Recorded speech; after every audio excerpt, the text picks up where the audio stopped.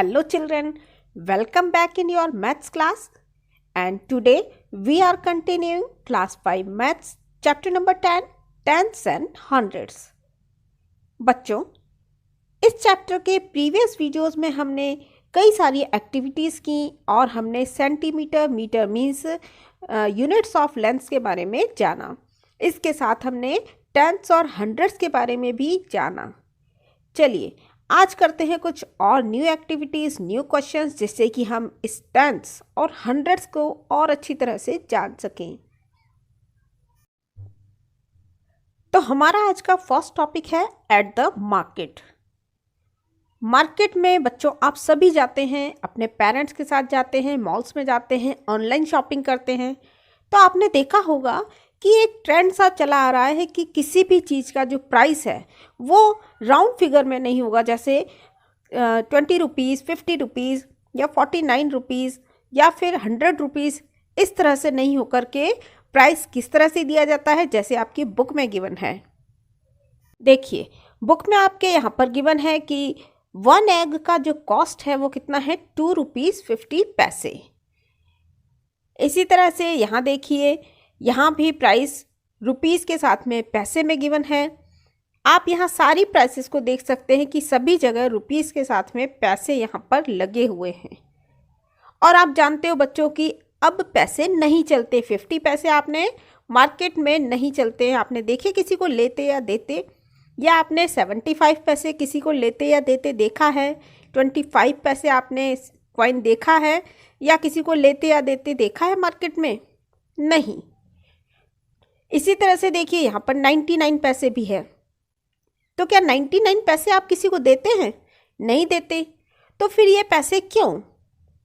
तो एक सिंपल सी बात है बच्चों कि ये पैसे कस्टमर मीन्स खरीदने वाले को, और कस्टमर कौन है? हम खरीदने वाले को, कस्टमर को एक तरीके से फूलिश बनाने के लिए, मूर्ख बनाने के लिए होते हैं कि हम 50 पैसे लेकर मार्केट में नहीं जा रहे हैं।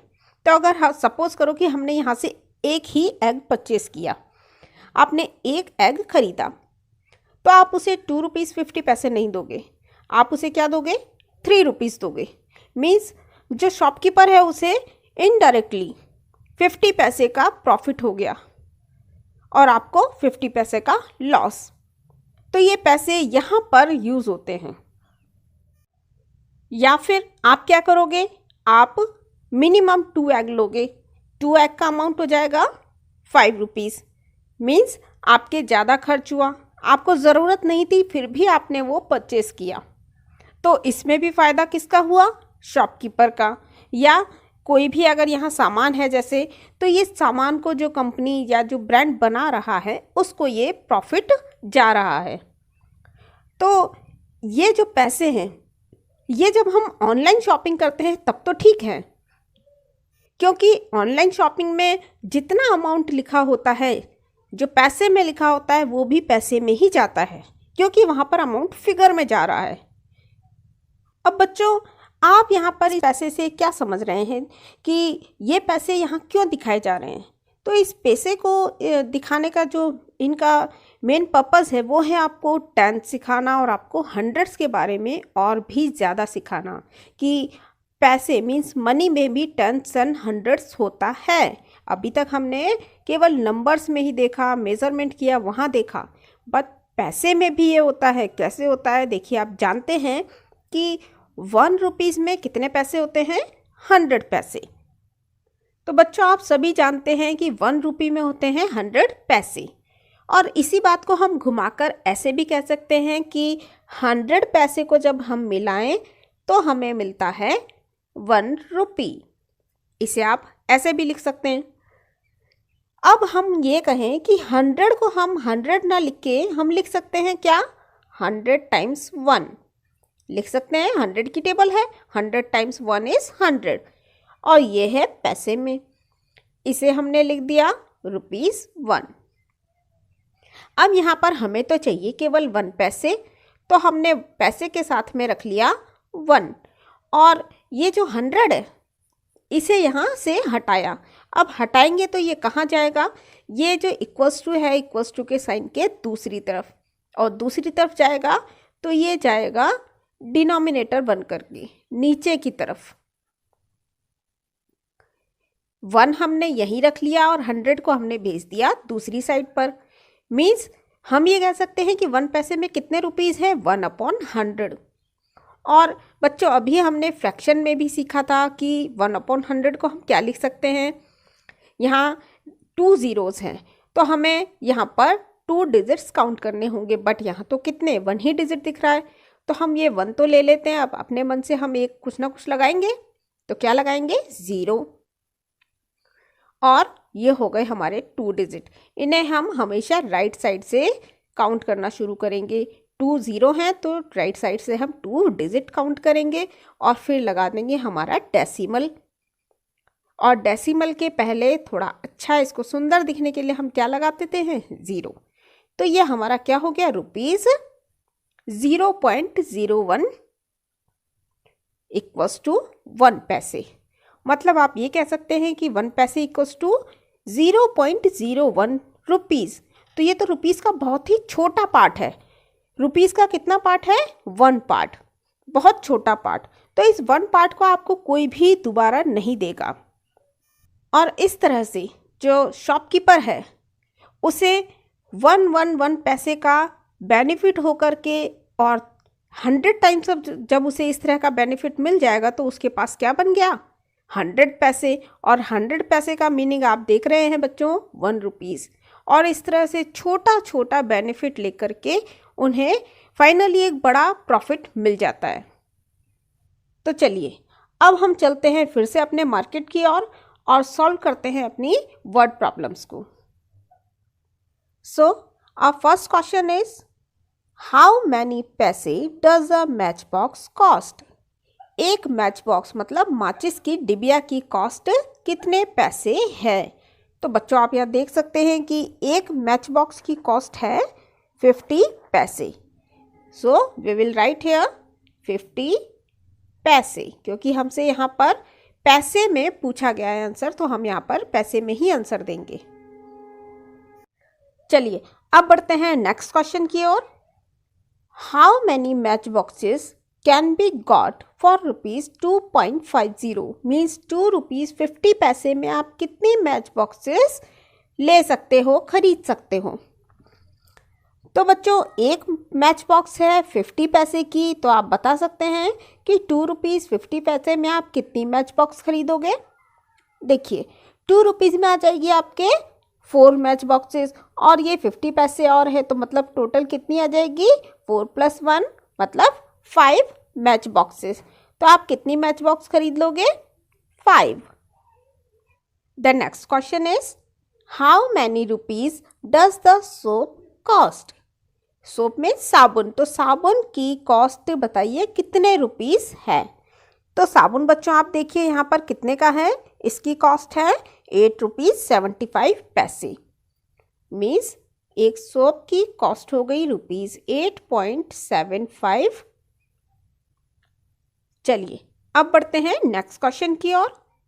Arun wanted to buy a soap. Arun एक सोप खरीदना चाहता है। He has a 5 rupees coin. उसके पास एक कॉइन 5 रुपीज़ का है। 2 1 रुपी कॉइन्स, 2 कॉइन्स 1 रुपी के हैं एंड 4 हाफ रुपी कॉइन्स, और 4 कॉइन्स है हाफ रुपी के मतलब हो गया 50 पैसे के। Right in rupees what money he will get back. तो बताइए सोप को जब वो खरीद लेगा तो उसके बाद उसके पास में वापस कितने पैसे आएंगे। तो बच्चों पहले तो हमें अरुण के पास टोटल अमाउंट कितना है वो कैलकुलेट करना पड़ेगा। उसके बाद हम ये कैलकुलेट कर पाएंगे कि उसके पास कितने पैसे वापस आएंगे एक सोप को खरीदने के बाद। तो चलिए पहले हम उसका टोटल अमाउंट काउंट कर लेते हैं। तो देखिए बच्चों अरुण के पास जो अमाउंट है वो कुछ इस तरह से है कि उसके पास में 1 कॉइन है 5 रुपीज़ का, 2 कॉइन्स है उसके पास में 1 रुपीज़ के, और 4 कॉइन्स है हाफ रुपीज़ मीन्स 50 पैसे के। तो हमें अरुण का टोटल अमाउंट फाइंड करना है, तो हमें क्या करना होगा, इन सभी को प्लस कर लेना होगा। तो चलिए इन्हें हम कर देते हैं प्लस। और अब हमें मिल जाएगा अरुण का टोटल अमाउंट। तो ये देखिए आप टोटल अमाउंट इसे कैलकुलेट करने पर मिल जाएगा 1 × 5 इज़ 5। टेबल आप रिसाइट करिए। 2 × 1 इज़ 2 एंड 4 को आपको मल्टीप्लाई करना है 0.50 से।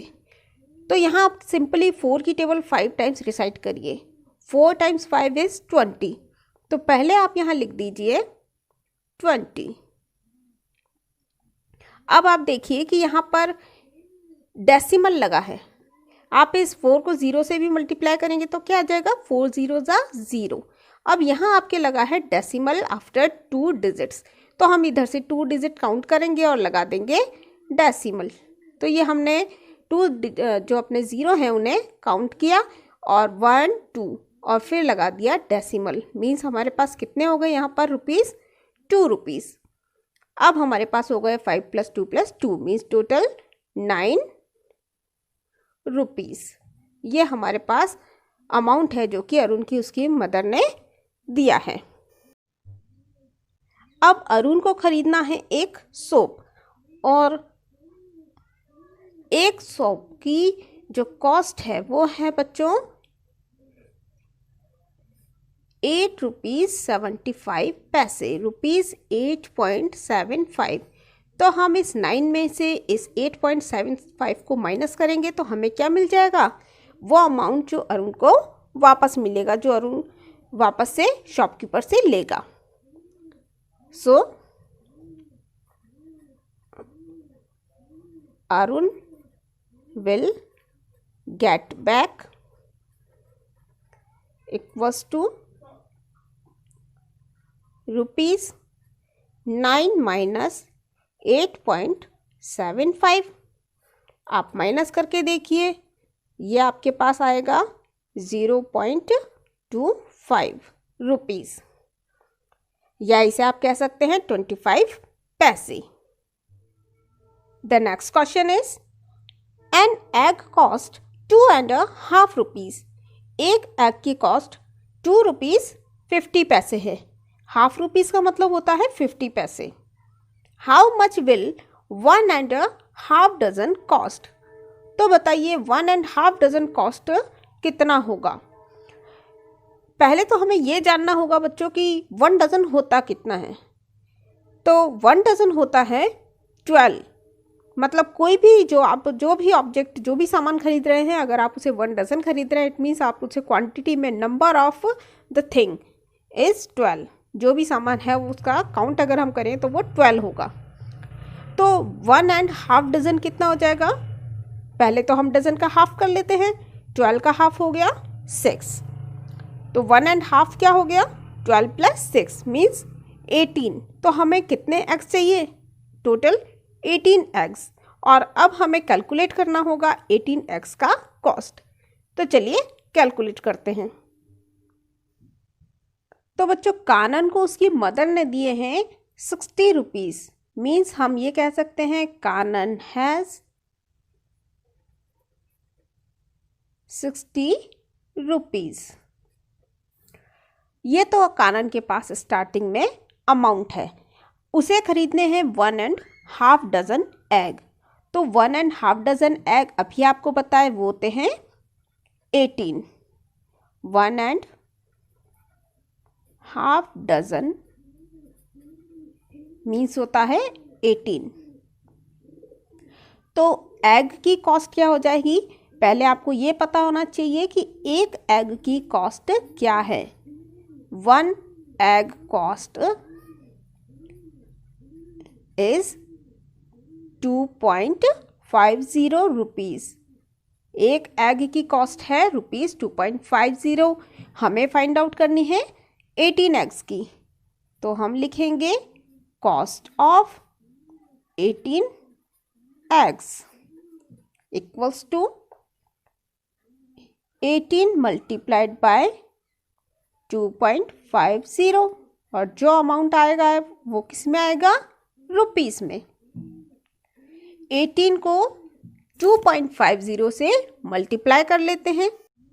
तो बच्चों इसको या तो आप सिंपली मल्टीप्लाई करके कैलकुलेट करिए, या फिर आप इसे यहीं पर इंस्टेंट मल्टीप्लाई भी कर सकते हैं। कैसे? पहले हम 18 को मल्टीप्लाई करेंगे 2 से, तो जो हमें नंबर मिला फिर उसमें ऐड कर देंगे हम 18 को 0.50 से मल्टीप्लाई करके। मीन्स 2 टाइम्स 18, देखिए आप यहाँ क्या होता है, वो होगा 36। अब इसमें हम प्लस कर देंगे 18 टाइम्स 0.50। 50 का मीनिंग हुआ हाफ, है ना। तो 18 का हाफ कर दें, मीन्स हमें मिला 9। हाफ डजन हमें चाहिए था, हमें मिला यहाँ 9, एंड 36 + 9 इज ₹45। तो एग को खरीदने में उसके कितने पैसे खर्च हो गए? ₹45। अब बच्चों, कानन के पास थे 60 रुपीज़, जो कि उसकी मदर ने उसे दिए थे, और कहा था कि 1.5 डजन एग्स खरीदने के बाद जो पैसे बचेंगे, जो मनी उसके पास लेफ्ट रहेगी, उससे वो पेन खरीद सकता है। तो अब हमारा जो नेक्स्ट क्वेश्चन है वो उन्हीं पेन्स पर है। चलिए नेक्स्ट क्वेश्चन देखते हैं। How many pens can Kanan buy? अब बताइए कितने पेन्स कानन खरीद सकता है। How much money is left, और कितने पैसे बच गए। तो बच्चों, कानन ने 60 रुपीज़ में से 45 रुपीज़ के तो एग खरीद लिए। अब उसके पास कितने रुपीज़ बचे? तो सबसे पहले तो हम ये फाइंड आउट करते हैं कि आखिर कानन के पास अमाउंट कितना बचा जिससे कि वो पेन खरीद सके। तो ₹60 में से हम सब्ट्रैक्ट कर देते हैं ₹45 को। मीन्स कानन के पास कितने अमाउंट बचा? ₹15। और अब इस 15 रुपये से उसे पेन्स खरीदने हैं। एक पेन की कॉस्ट कितनी है? तो सबसे पहले हम लिखते हैं कॉस्ट ऑफ 1 पेन। तो एक पेन की कॉस्ट देखो बच्चों यहाँ पर है ₹6.50। मतलब एक पेन उसका ₹6.50 में वो खरीद लेगा। तो बताइए 15 रुपीज़ में वो कितने पेन खरीद सकता है? सिंपल हम यहाँ पर कैलकुलेट करें, आप भी जाते होंगे पेन खरीदने, तो 6 रुपीज़ का अगर हम डबल करें, 6 × 2 = 12, और यहाँ 50 पैसे हैं, इसका भी डबल करें तो ये हो गया 1 रुपी। मीन्स 12 + 1 = 13। तो 13 रुपीज़ के उसे हो जाएंगे 2 पेन्स। अब उसके पास में टोटल है 15 रुपीज़, तो मीन्स अब वो तीसरा पेन तो नहीं खरीद सकता। मीन्स वो कितने पेन खरीद सकेगा? Only 2 pens. So Kanan will buy 2 pens. कितने पेन खरीदेगा? 2। एंड मनी लेफ्ट, अब भी उसके पास कुछ पैसे बच जाएंगे। कितने बच जाएंगे? ₹15 - ₹13 = ₹2। 2 रुपीज़ उसके पास में बच जाएंगे। आप यहाँ ये भी लिख सकते हैं, Kanan will buy 2 pens for ₹13। Means 13 rupees में उसने 2 पेन्स खरीदे। देखिए अब नीचे आपको एक पिक्चर गिवन है एक गर्ल की, और वो कह रही है can I buy 2 pens with ₹13? क्या मैं 13 रुपये से 2 पेन्स खरीद सकती हूँ? तो बच्चों देखा, अभी आपने देखा कि कानन ने 13 रुपीज़ में ही 2 पेन्स खरीदे थे। So the price of 2 pens is ₹13। Can she buy 2 pens? Of course she can buy 2 pens. तो हम यहाँ लिख देते हैं yes, she can buy 2 pens. I hope बच्चों कि इस टॉपिक को करने के बाद आप जब भी कभी मार्केट जाएंगे तो आप इजीली अपना कैलकुलेशन कर पाएंगे, और परचेजिंग करने में आपको कोई भी प्रॉब्लम नहीं आएगी। तो चलिए अब हम मिलेंगे नेक्स्ट वीडियो में एक न्यू टॉपिक के साथ। Till then bye. अगर आपको ये वीडियो पसंद आया है तो वीडियो को लाइक करें, चैनल को सब्सक्राइब करें, और मेरे नए वीडियोस से अपडेट होने के लिए बेल आइकन को प्रेस करें। और हाँ, वीडियो को शेयर करना न भूलें। Thank you.